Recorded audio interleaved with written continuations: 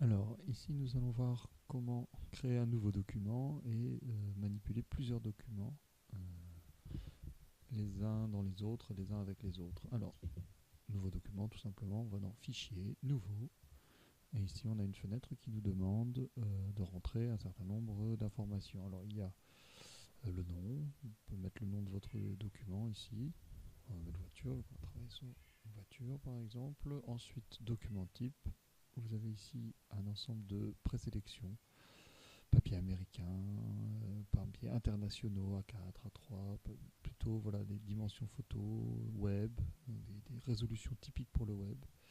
Alors en parlant de résolution, donc on a ici la possibilité d'indiquer manuellement la résolution. Width donc en anglais, voilà, c'est la largeur. Je vais mettre au moins 3000. On va dans notre cas éviter de descendre en dessous des 2000, grand minimum 2000. En dessous, ça va devenir très vite pixelisé.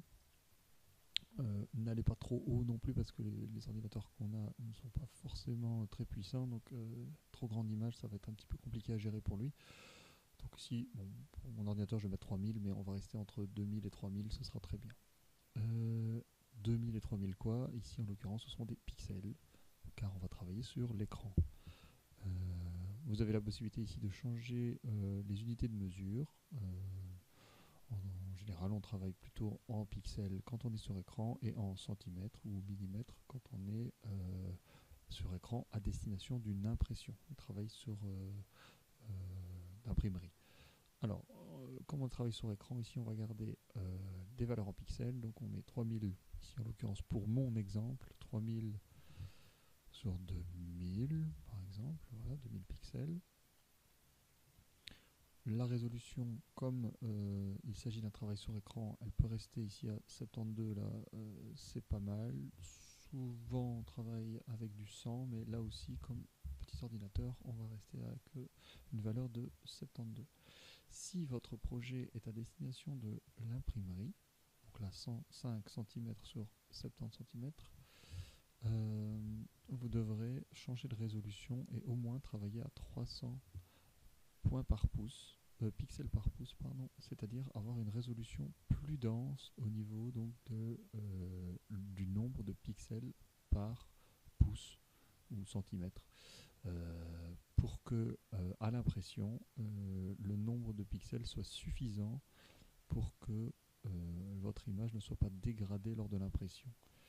Euh, donc pour travailler sur l'impression, il est toujours nécessaire d'augmenter la résolution du document.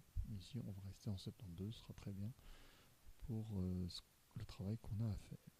Alors, mode de couleur, donc comme on est un travail sur écran, ici, ce sera du RVB, donc rouge, vert, bleu. En l'occurrence, moi, c'est RGB comme c'est en anglais, Red, Green, Blue.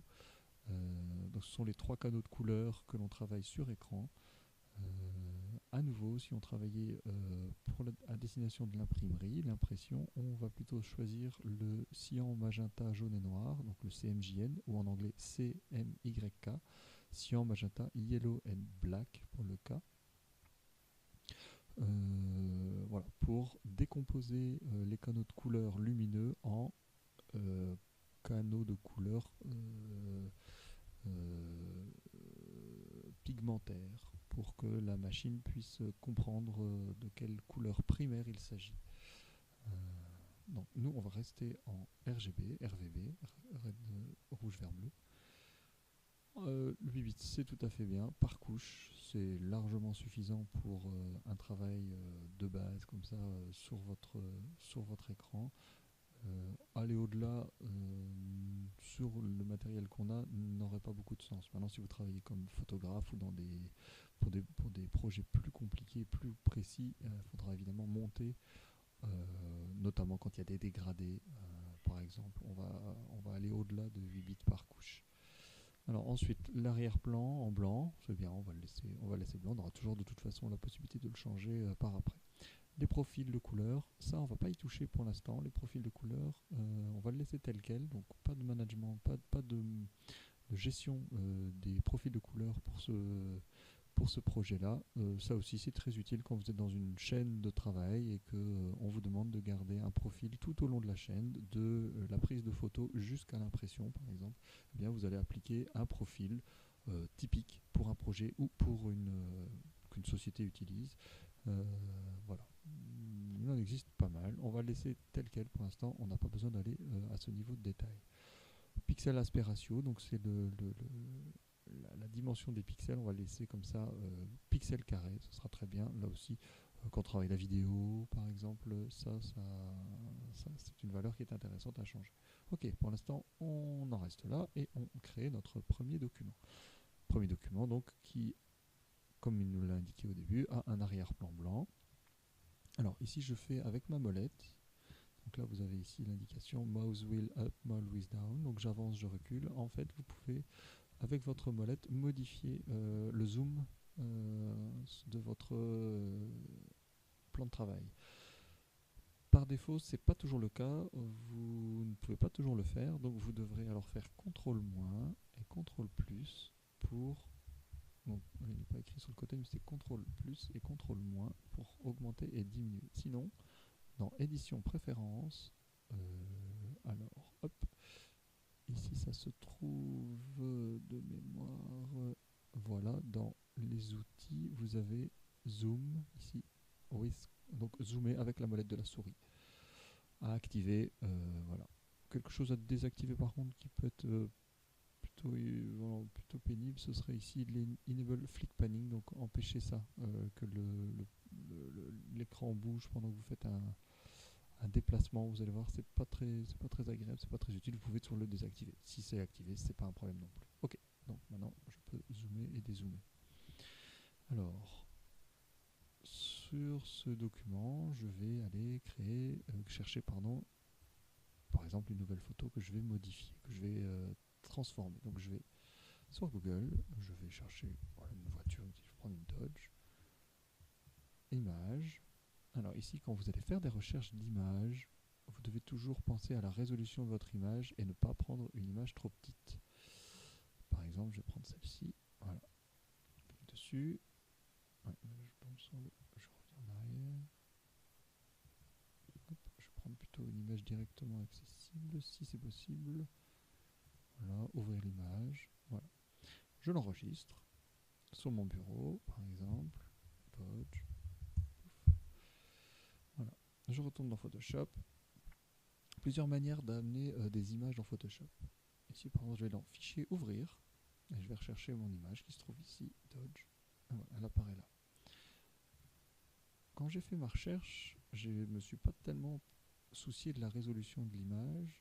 Et ici, en fait, donc, la résolution de l'image sur Google Images est toujours indiquée au bas des images. Voilà, vous l'avez, je vais fermer ça. Vous l'avez ici. Décidément, il veut pas. Vous avez ici la résolution de l'image qui est de 640-480. Ça veut dire 640 pixels de large, width, sur 480 pixels de haut. En fait, c'est pas très important comme résolution, c'est pas très grand. De fait, quand je vais commencer à zoomer sur mon image, on va relativement rapidement arriver à la limite des pixels. Donc on va voir les pixels très très rapidement. Parce que la résolution d'image que je peux retrouver ici dans Image, taille de l'image, 640-480, n'est pas bien grande. C'est-à-dire qu'il n'y a que 640 pixels sur la largeur, 480 pixels de hauteur, c'est pas énorme. Donc nous, quand on va faire une recherche, voilà, par exemple, je continue la recherche, image, Dodge, image, je vais dans Outils, taille, supérieur à, et je vais choisir, alors ici j'ai de 400 x 300 jusque, 9600 x 7200, c'est vraiment énorme. Et par contre là c'est vraiment petit. Donc nous, on va chercher de toute façon des images grandes. On va essayer d'éviter de diminuer, enfin d'être en dessous des 4 mégapixels, ici de 2000, en dessous de ça. Quand on n'a pas le choix, ben on va essayer peut-être de descendre, mais pas au-deçà, pardon. On peut aller au-dessus. Évidemment, plus on va haut, plus on limite le nombre d'images disponibles à cette dimension-là. Ce sont des dimensions très très grandes. Voilà, il y a moins de sources disponibles à cette dimension-là. Donc on va prendre ici 4 mégapixels, ce sera très bien. On fait une recherche à cette taille-là. D'autres images apparaissent. Voilà, je vais en prendre une. Par exemple,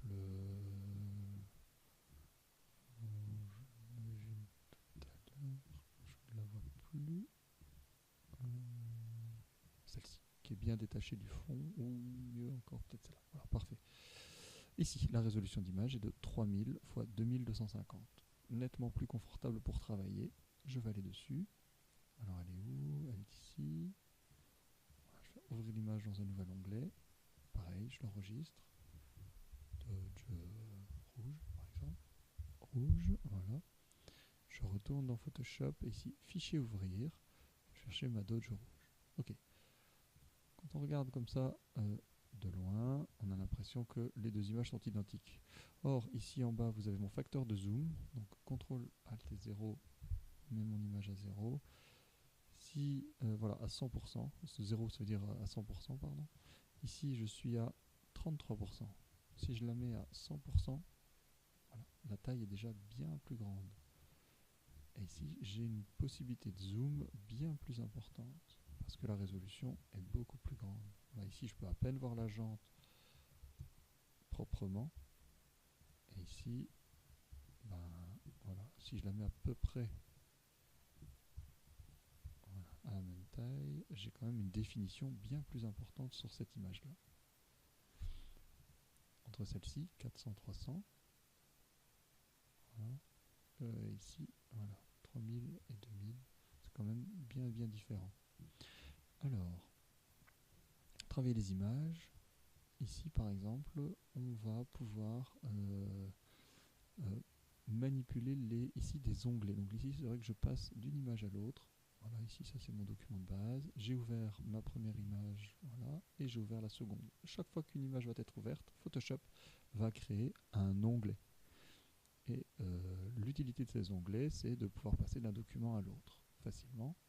Et notamment de pouvoir, ici par exemple avec l'outil de déplacement, laisser appuyer sur cette image, je laisse appuyer, je vais sur le deuxième onglet et je viens lâcher l'image.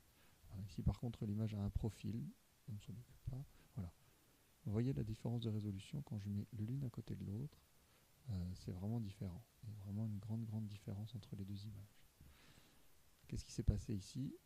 Un deuxième calque là que je peux cacher est apparu au-dessus de la première image qui est dans le fond. Ça, on verra un petit peu plus tard avec les calques.